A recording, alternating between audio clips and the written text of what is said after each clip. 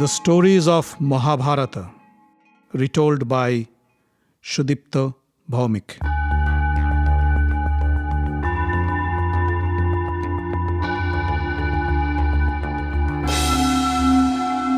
Welcome, dear friends, to another episode of The Stories of Mahabharata. In the last episode, we heard how the Gandharvas captured Duryodhana and his family and how they were later rescued by the Pandavas.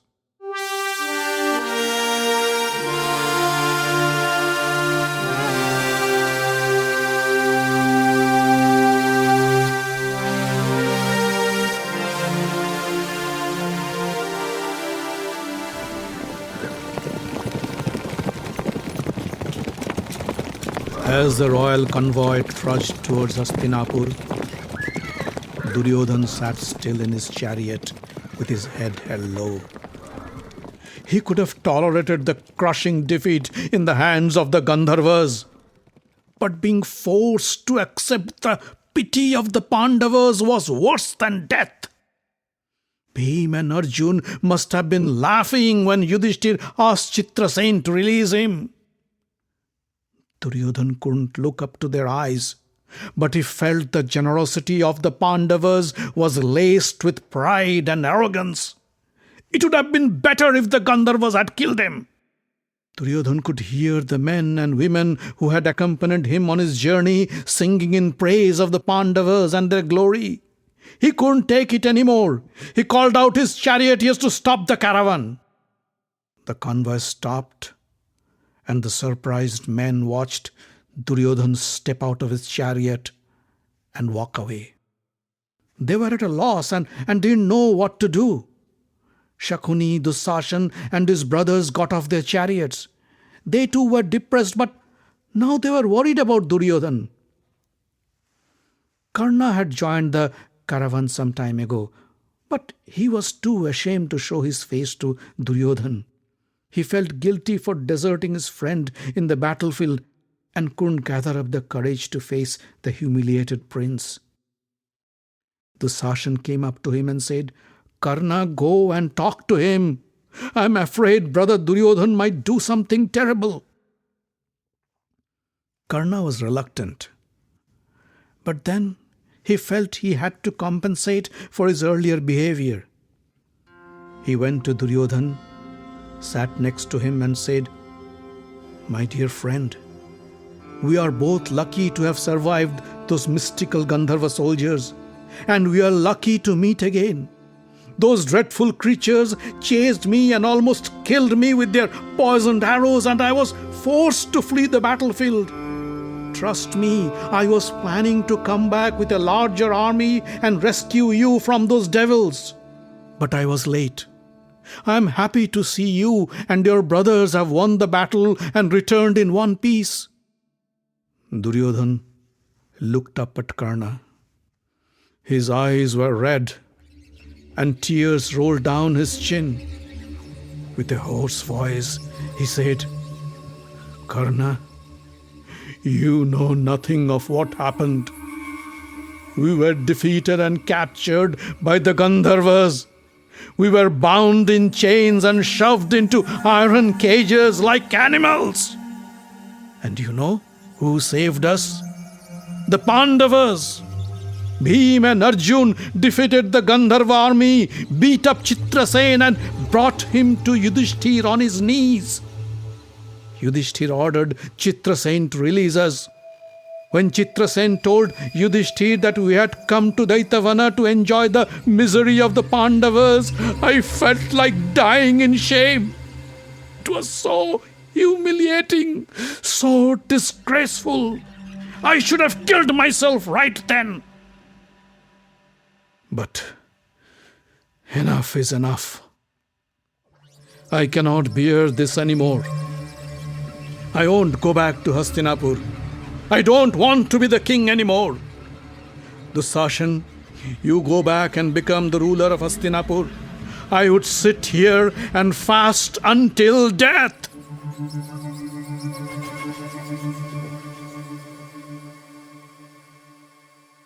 Dushasan dropped at Duryodhana's feet and said, No, no, you cannot do this. I won't let you die. You must come back with us.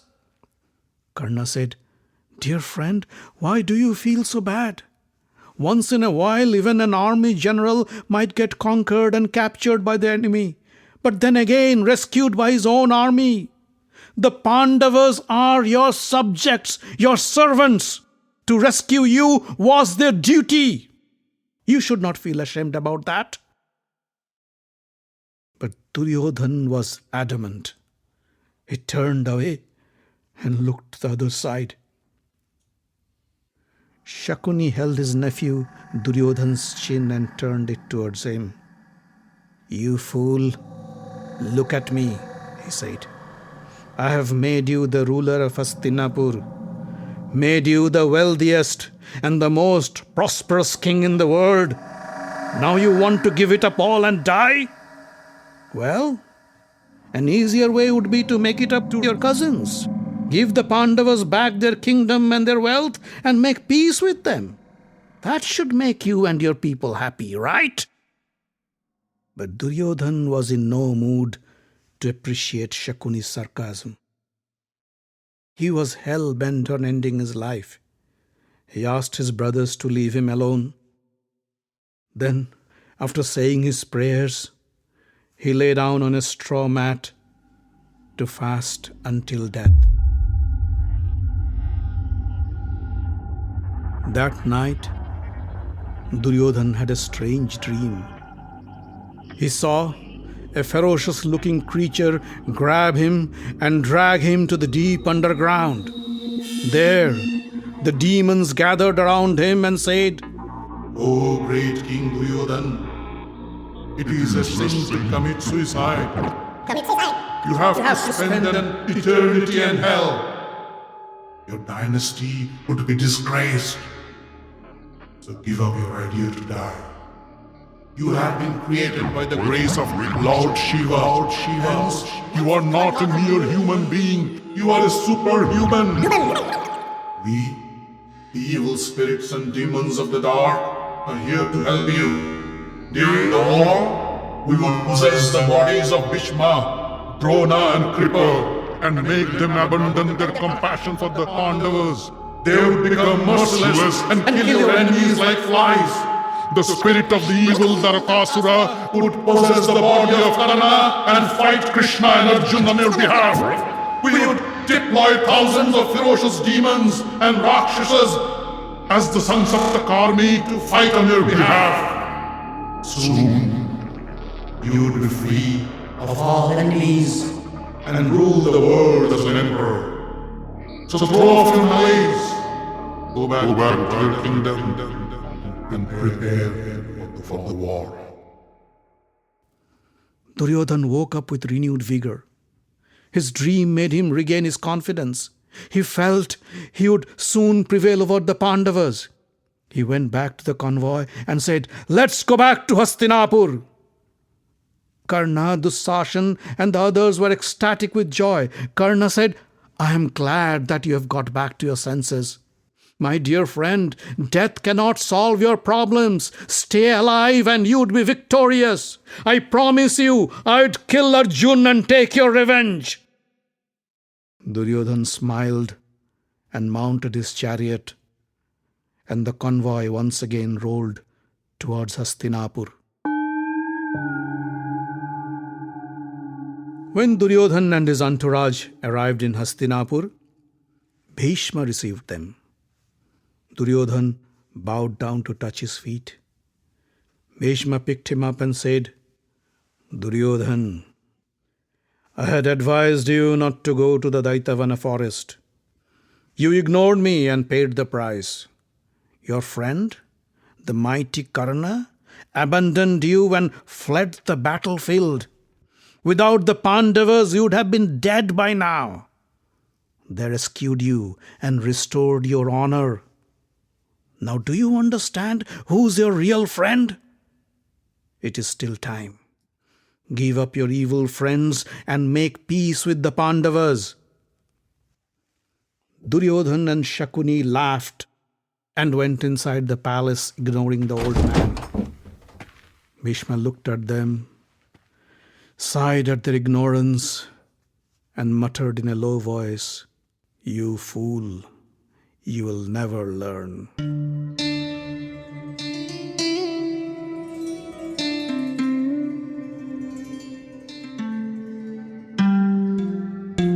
After settling down in Hastinapur, Duryodhana called his trusted comrades Karna, Shakuni, and Dusashan and said, "Friends, I decided, just like Yudhishthir, I'd also perform the Rajsuya fire sacrifice and declare myself the emperor.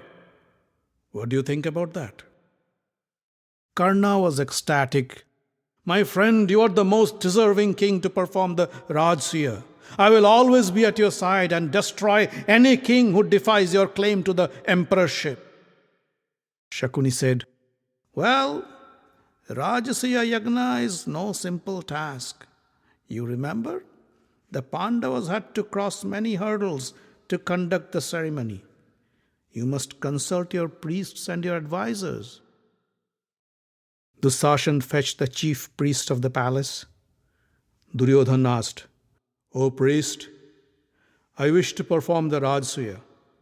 Tell me, what do I need to do?" The priest, an old man, was not sure how he should respond to his prince. Shakuni noticed his hesitation. He said, "Priest, you don't have to fear anything. Please advise the prince if he can perform the yagna." The priest looked up and said, O Prince Duryodhana, with your father and Yudhishthir still alive, you cannot perform the Rajasuya sacrifice. But what?" there is another great fire sacrifice that is as fruitful as the Rajasuya Yagna. I suggest you perform that. "What is that sacrifice?" It's called the Vaishnava Yagna. The kings and rulers who accept you as their emperor would have to pay you their taxes in gold. With the collected gold, you would have to build a plow. Then use the plow to till the land where you intend to perform the yagna. The Vaishnava sacrifice is equivalent to the Rajasuya. Perform this yagna and all your wishes and dreams would be fulfilled. Duryodhana stood up and announced, "I'll perform the Vaishnava Yagna. Dusashan, Karna, go ahead and make the necessary arrangements."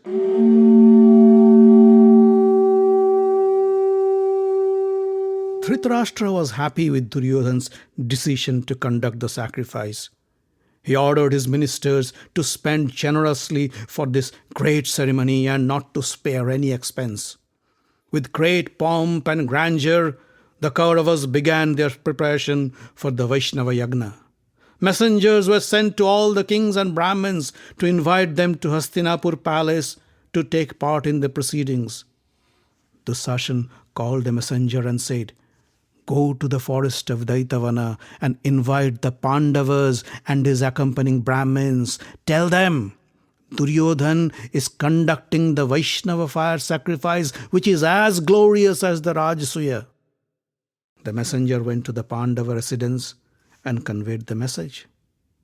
Yudhishthira said, "Duryodhana is lucky to perform the great Vaishnava sacrifice. His ancestors would be pleased for this great deed. We would also go to him, but not now. We will see him after we complete our 13th year of exile." Bhim said, "Tell your prince, after the 13th year, when our weapons would ignite the flames of the great war, and Duryodhana would be sacrificed in that blaze, only then Yudhishthir would step into Hastinapur. And when all the descendants of Dhritarashtra burn to ashes in this great fire of our rage, only then I would come to the palace."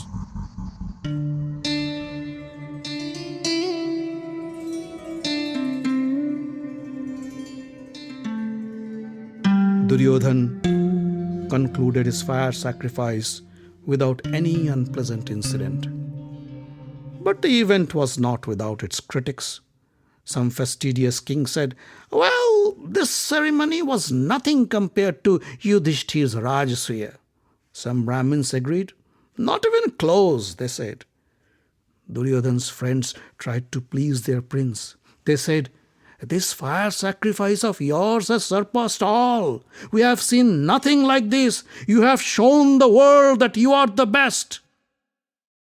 But still, Duryodhana was not happy. He knew the Vaishnava Yagna is only a poor substitute for Rajasuya. And with Dhritarashtra and Yudhishthir alive, he could never achieve this feather on his crown. Karna could feel his friend's frustration. He held Duryodhana's arm and said, "My friend, do not despair. When we destroy the Pandavas in the war, you will get your opportunity to conduct the Rajasuya sacrifice. Nobody could stop you then. Till then, have patience." But to Duryodhana, Karna's words sounded as hollow and meaningless as those of the sycophant Brahmins. He freed his arm from Karna's grip and turned away. Karna was hurt. He felt his friend was losing his faith in him. He stood in front of Duryodhana and stopped him. "Listen, my friend," said Karna. "Today I make this vow in your presence.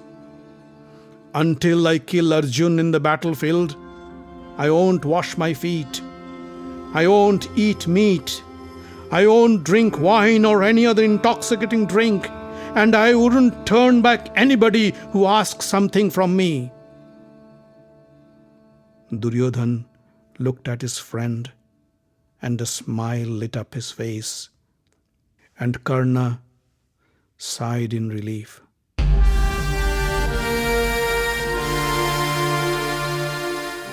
The Stories of Mahabharata is written, directed and told by Sudipta Bhawmik. Audio engineering, original music and sound design by Avi Ziv. Find us online at facebook.com/Mahabharata podcast. Join the group for updates and news. Subscribe to the podcast using iTunes or any other podcast catcher. On Twitter, we are at Mahabharat Audio. The podcast is distributed under the Creative Commons non-commercial license.